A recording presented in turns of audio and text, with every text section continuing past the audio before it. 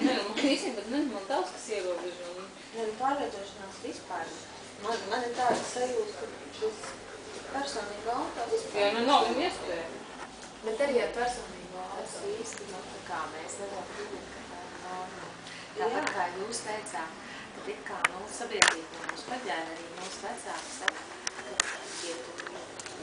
pieņem lēmumu, ka dzims bērni, tad sievietē kā pašai ir visu jātiek kavā. Bet tā nav normāla situācija, ka sievietē ir visu jātiek kavā, tad bērni viņi nevar strādāt. Un ja viņi nevar strādāt, mēs zinām, kāds tam ir sekas. Viņiem mēs neaizsargāt, kad viņš šķirsies no vīra, viņi vispār paliks bez...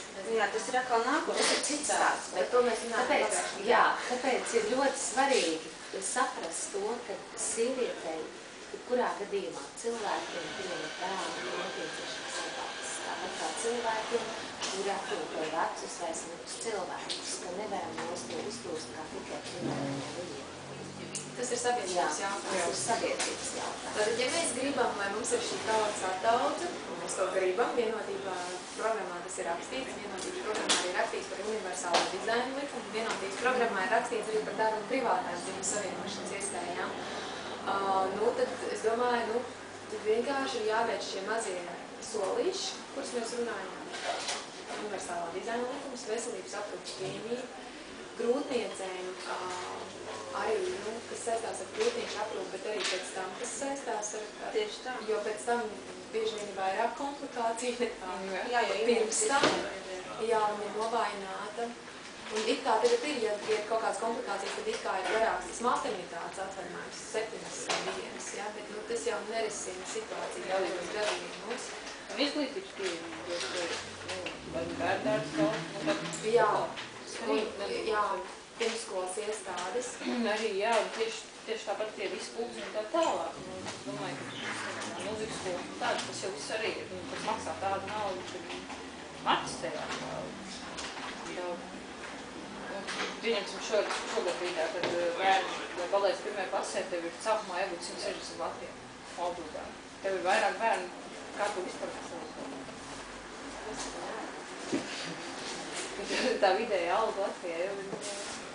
Un cik es saprotu, tagad piedzimst bērniņš nomdīt, tad ir griezti. Ja tagad, piemēram, dzimst bērns no Latvijā, piedzimst, tad ir griezti 350 Latvijā.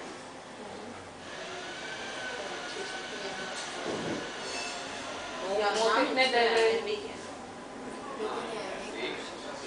Ļoti sarežģīti. Tāpēc, piemēram, daudz reiz, tas ir viens, ko mēs varam izdarīt individuālā. Viens, ko mēs varam izdarīt individuālā līmenī. Un es domāju, individuālā līmenī arī nevajag kaltēties un iesaistīts arī to pašu sabiedrību un tos pašus līdzcilvēkus, kas tā kā palīdzētu. Jo, piemēram, kaut vai viena vecāka, piemēram, vecāki, kuriem arī ir līdzīgi vecuma bērni. Vienreiz tu paņems viņus pieskatīt, otrais viņi paņems pieskatīt. Tā kooperēšana. Bet tiek situācija, kā man vecāki, kuriem ir 4 bērni, visi ir tajā vecumā, ka jebkurš no viņiem var piedzēlēt, šobrīd. Lai savu, viņi nevar paņemt visus 4 bērni. Jā, tāpēc es saku, ir svarīgi apzināties viens, ko mēs varam izdarīt individuālā līmenī, skatīties to savu sociālo tīklu, kas mums ir riņķī, mēģināt iesaistīt un tomēr saprast, ka tu nesajusties pilnīgi vienai un iesaistīt maksimāli, ja, to savu sociālo tīklu. Bet otrs ir, ka tas tomēr gluži tā nav norma, ka mēs to nevaram pieļaut, jo tas uz visiem, piemēram, ir arī meitenes, 16-gadīgas grūtnieces vai kurām vispār nav ne vecāku, jebkādu sociālo tīklu. Un tad vienalga mums būtu kā sabiedrībai jānāk viņām pretī, jo mēs taču gribam, lai mūsu valstī ir bērni. Mēs taču to gribam, visu laiku ir šāds deklarācijas, bet mēs viņus nedabūsim, ja mēs nedomāsim par sieviešu labsarūpas. Viennozīmīgi, jo es domāju, ka tāpēc tagad arī tik sievieti zemdē tik lēlu un ir tik mazāk bērni, kā bija manam mammas, jo mums mammas draugiem visiem ir pa 3-4 bērni. Bet šobrīd sievietes pirmo bērnu zemdē ar 3. Jo ir baila. Jā, kā tiksi galā ar visu? Ir pasaules ekonomikas tas fórums, kas katru gadu veido izvērtējumu par to, kāda ir situācija. Viņi tiešām konstatējuši, ka Latvijā pirmkārt laulāšanās vecums paaugstinās un arī tas, kad pirmais bērns ienāk ģimenē, arī tas vecums paaugstinās, tas tuvojās 30 gadiem, tā ir piests. Citās valstīs, piemēram, Krievijā vēl joprojām ir kaut kā 22 gadi pirmais bērns, bet mums jau ir 27, 28. Jā, un es arī piekrītu, protams, ka tā, tas, ko es par sevi. Protams, bet tā doma tāda, ka nevajadzētu uzties arī kaut kādu drošumu cilvēku, kas valsts. Tiešām rūp, kāda ir tas, jo tie lauzumi ir skaisti, var kaut to nāciju, to attālus veidot, bet nav tas backups un nav tās drošības ceļas, jo ļoti daudz man pazīst, vārds un jaunāk, pat pieļauj tādu versiju, ka brauc un ģemdē kaut kur, bērns tās valsts klusuma, un viņu nodrošināt visu trīs. Jo tāpēc tieši tāpat tas ir mana draudzene, kas ir apprecējusies Itālijā ar serbu. Viņi nedzirdēja, ne par ko nepiekrīt dzemdēt Latvijā, kaut gan šeit viņiem nebūtu valodas problēmas un tā tālāk, jo piesūtot Itālijā, viņš dabūtu pilsonību, viņš dabūtu visas garantijas sociālās. Jo viņai, protams, daudz ērtāk būtu iet pie savas vecmātes, pie savu ginekologa, runāt latviešu valodā, nevis paļauties, dzemdību laikā tu var viss gadīties un tev jāpasaka, ko tu jūti, bet viņai ir tā itāļu valoda, viņa nezina šobrīd. Bet viņa vienalga ir gatava dzemdēt Itālijā, lai dabūtu sociālās garantijas. Jā, es atvainojos, visu jāsaka. 10 minūtēm.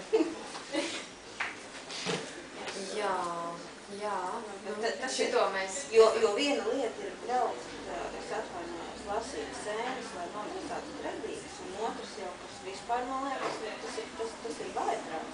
Ja, saprātīgā vecumā meitene sevi un saka, tu zini, man ir plāns, es tagad palikšu stāvokli un braucu dzemdēt tur, jo tur man būs nodrošinās. Un es kā klaustos, man liekas ražīgi.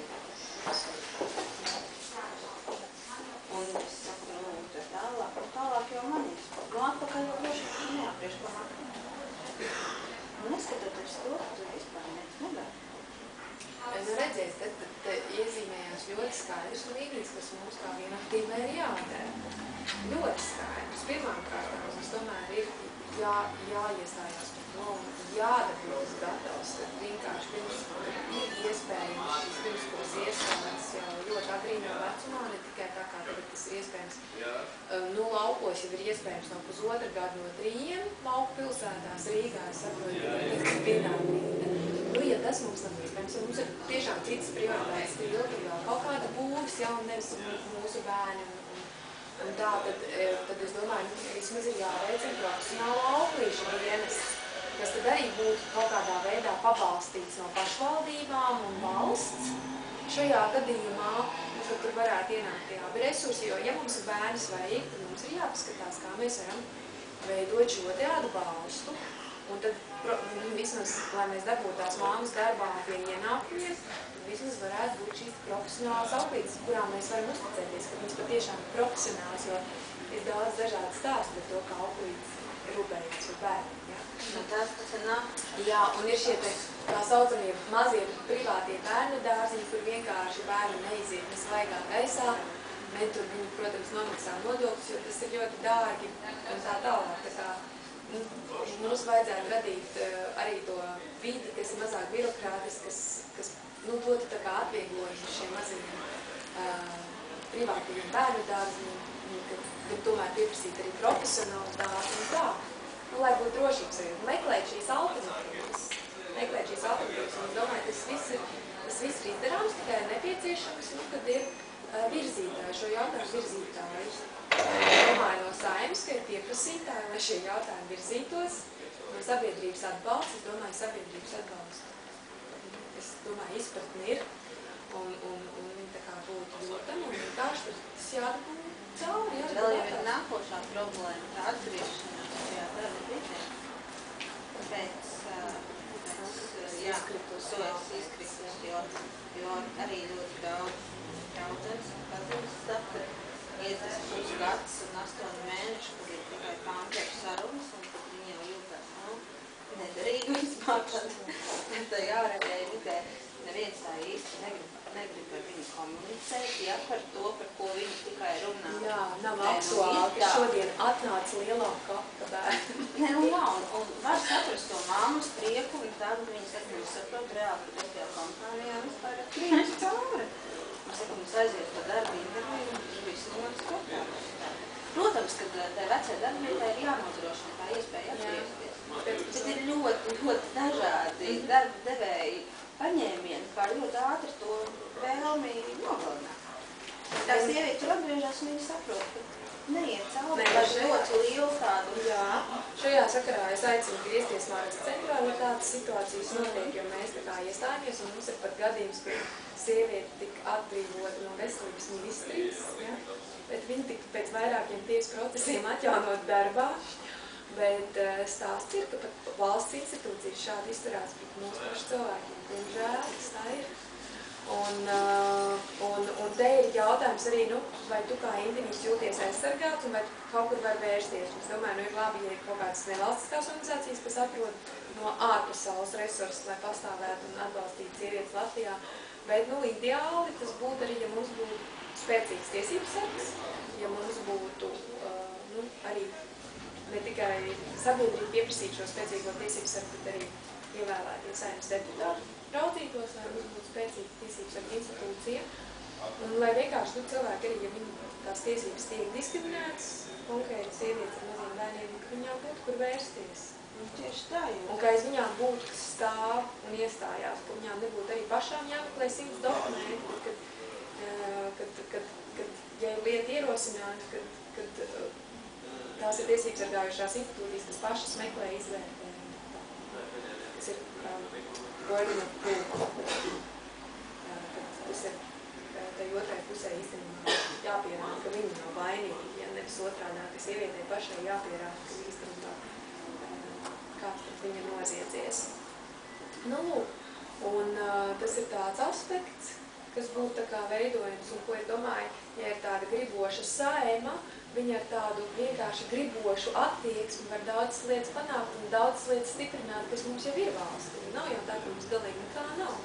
Tomēr ir kaut kāds arī labās iniciatīvas. Piemēram, arī kaut vai, ja mēs neskatāmies uz Rīgu, bet, piemēram, uz citām pilsētām, un tur ir tomēr arī skatās un mēģina tās pašvaldības arī, ja tās māmas grib un darboties un strādāt, meklē tos risinājumus, lai tos bērns iekārtot pirmskolas iestādē. Ja?